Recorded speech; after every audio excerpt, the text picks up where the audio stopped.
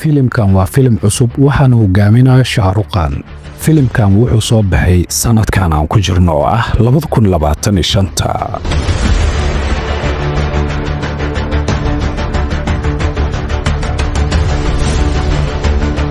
filimkan xaqiiqdii Shahruqan wuu ka baxsaday waa filim oo holac ah.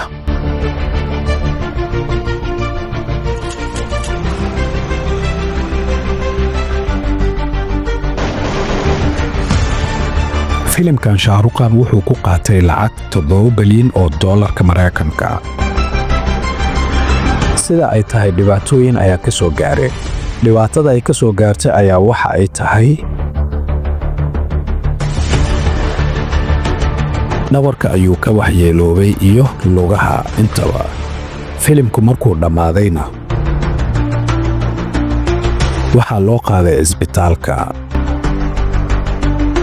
dhakhaatiirtuna waxay yiraahdeen ninkan xaaladiisa aad bay u adag tahay, waa in loo qaadaa isbitaalaadka dibadda.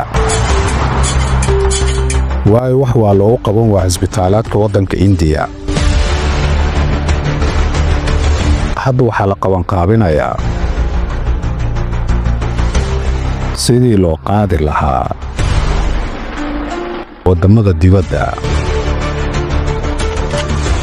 daaweyntiisu waxay ku kacaysaa $4 milyan oo dollarka Mareykanka ay ku kacaysaa. fadlan muuqaalkan like-ta ka baqiilina oo na sii share gareeya, page-kana subscribe-ka inaga baqiilina.